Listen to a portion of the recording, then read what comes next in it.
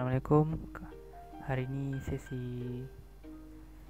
audio diary aka podcast kita agak sedikit berbeza sikit Topik yang di suggest hari ni adalah kenapa tak cukup ke Al-Quran saja, macam tu lah kan. Dan disclaimer, ini hanyalah untuk komuniti yang beragama Islam saja. Jadi kalau yang lain tu nak dengar, boleh dengar lah. Alright, first sekali untuk introduction. Agama Islam terdiri daripada berpegang kepada Al-Quran dan Sunnah Nabi Muhammad SAW.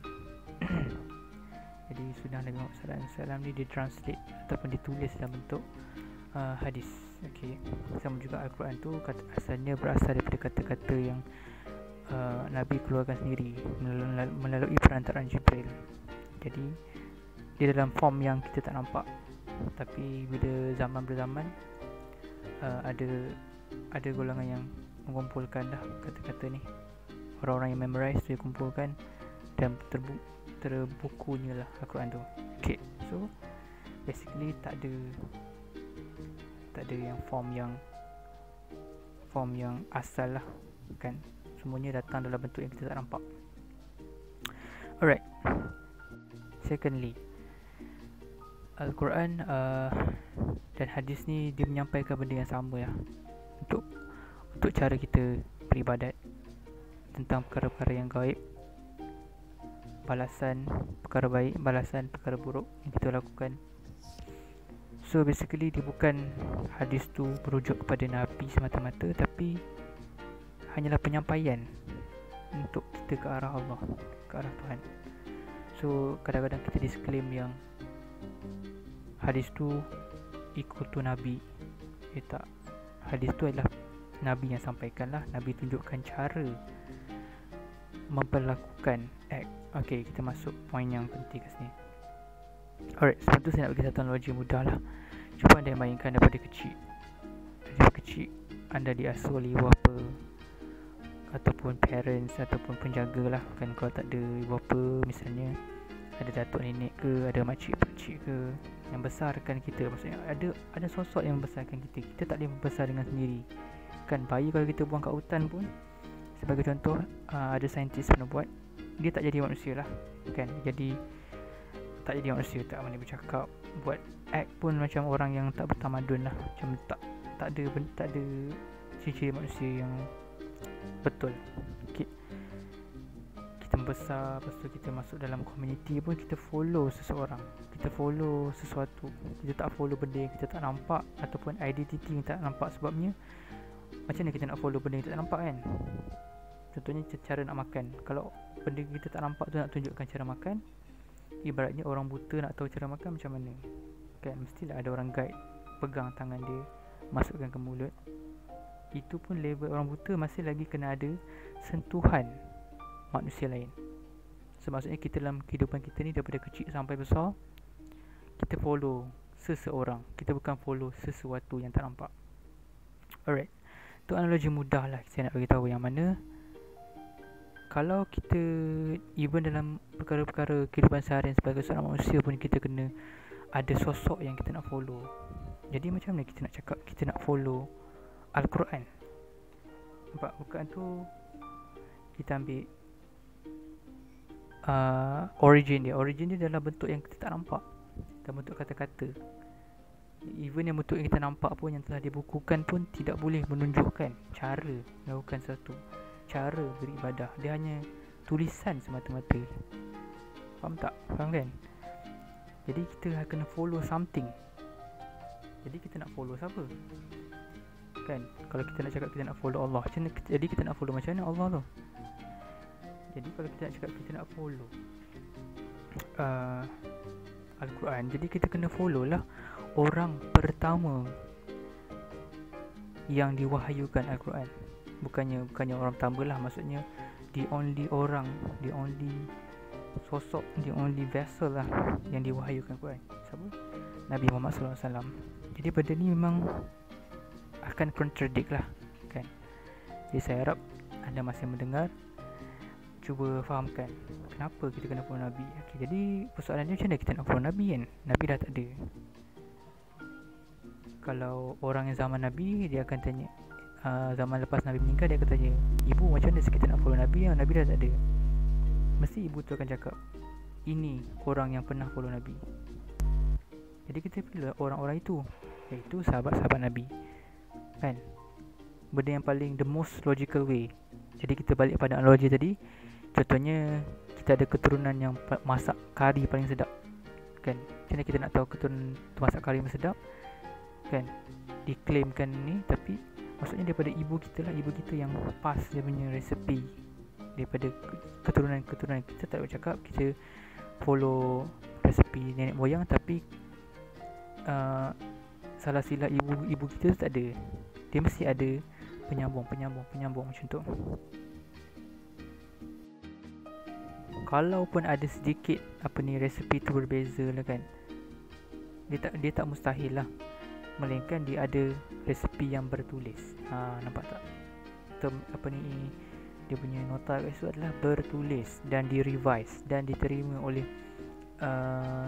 resepi tu diterima oleh ramai orang mengakui lah resepi tu sedap. Kalau kita shot sendiri, itu maksudnya bukan hanyalah rekaan semata-mata lah, kan, temurun, ataupun kita nenek moyang kita buat resepi kari tapi dapat kita resepi sup. So maksudnya tu bukan resepi nenek moyang kita, kan. Jadi nak relate balik, macam mana orang yang zaman sahabat nak follow Nabi? Jadi dia kena follow sahabat. Jadi macam mana kalau sahabat sahabat dah tak ada, jadi dia kena follow orang yang follow sahabat, dan seterusnya sampai zaman sekarang. Nampak tak? Jadi kita sentiasa follow orang yang sebelum kita. Alright. Kalau kita ambil contoh tadi, contoh yang orang follow Al-Quran saja, jadi sebenarnya kalian ni ataupun golongan ni follow siapa? Follow pengasas. Jadi pengasas ni follow siapa? Dia tak ada sosok lain. Nampak tak? Dia tak ada sosok lain. Bila tak ada sosok lain dalam Al-Quran cakap, dia akan jadi orang yang mengajarkannya itu adalah syaitan. Maksudnya sama juga dengan kisah-kisah nabi-nabi lain di mana orang sembah berhala, kan. Nampak kan benda tu? Origin dia daripada bisikan syaitan lah, kan. Kalau benda tu tak datang daripada para nabi, maksudnya dia ada dua choice je. So dekat sinilah pentingnya sosok nabi itu sendiri. Dan dalam arti kata lain, bila dia sampai kepada zaman kita tu, dia akan jadi dalam bentuk hadis lah, kan. Sebabnya Nabi Muhammad SAW tu sendiri adalah utusan yang terakhir. Sebabnya kalau kita panjangkan kronologi orang yang percaya Al-Quran saja, so dia ada banyak generation. In the end, generation dia tu akan bertanya kepada bapa dia, ibu, kita follow ni sebab kita follow Al-Quran saja sebab apa? Sebab dulu nenek kamu percaya benda ni. Nampak tak? Lepas tu dia akan tanya, kenapa nenek percaya ni? Sebab moyang dia percaya ni. In the end, cycle tu dia akan terus keep on tanya, dan tak ada langsung origin dia. Sedangkan kita agama Islam percaya pada Nabi tu, dia ada origin dia. Kita tahu in the end dia akan bertemu kepada satu, iaitu Al-Quran juga. Sebab Nabi Muhammad sendiri menuturkan Al-Quran, dan dalam masa Nabi Muhammad sendiri menunjukkan contoh macam mana Al-Quran tu nak ditunjukkan. Faham kan? Sama juga macam tu lah dalam kehidupan seharian. Mesti kita nak tahu macam mana mak kita masak. Kita kena tengok. Kita tak boleh nak baca saja, kita tak boleh nak dengar saja. Kalau orang pertama yang menghasilkan resepi tu hanya baca dan dengar, sudah semestinya akan fail. Sebab tu yang orang pertama yang buat fail tu, dia akan tulis, dia akan bukukan. Tapi contoh ni tak boleh dia ambil, dia guna pakailah dalam situasi agama tadi. Sebabnya Nabi Muhammad disampaikan directly. Cumanya bila dah berzamannya, dia akan menjadi satu yang mencabarlah untuk zaman yang tak dapat lihat. Contohnya kita tak dapat tengok kita punya moyang kita. Sangat mencabarlah kita nak percaya moyang kita ni wujud tak wujud, kan. Atau betul ke moyang pun cakap itu. Sebab itulah dalam susul galur penyampaian hadis ni, ada orang-orang yang bertanggungjawab mewujudkan asas-asas supaya kita follow guideline ni, supaya tak ada orang boleh seleweng dan dia tak lari daripada ajaran agama yang betul. Sebabnya memang Al-Quran dijamin Cumanya bila kata-kata manusia ini mudah untuk diseleweng, mudah untuk dimanipulasi, ataupun cara-cara kita buat tu mudah untuk dimanipulasi, mudah untuk ditukar tambah, istilah dia lah. Sama lah macam resep masakan kan, mudah untuk ditukar tambah yang akhirnya memudaratkan.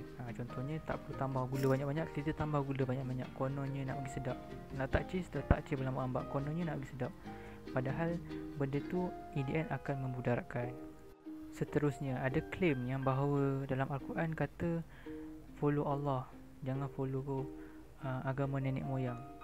Ini adalah satu claim yang sangat ini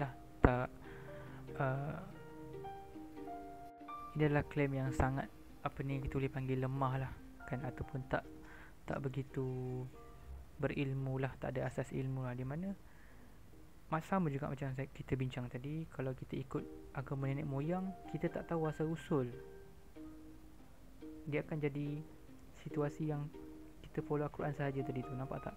Sedangkan kalau kita follow hadis, kita tahu asal usulnya daripada Nabi, nampak tak? In the end kita tahu Nabi tu sendiri yang menerima Al-Quran, so dia connect kat situ. Tapi kalau kita follow Al-Quran saja ni, dia tak akan connect kepada siapa-siapa, melainkan seorang pengasasnya yang kita tak tahu siapa nama dia, siapa yang mewujudkan ideologi ni.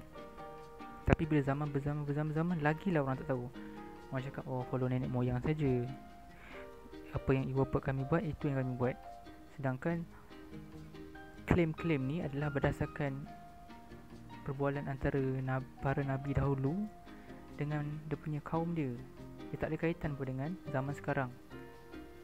Sebabnya kita dah ada proof yang tersendiri lah. Kita follow, ada dia punya asal usul. Kalau kalian follow ataupun kalian tak follow, tak ada asal usul.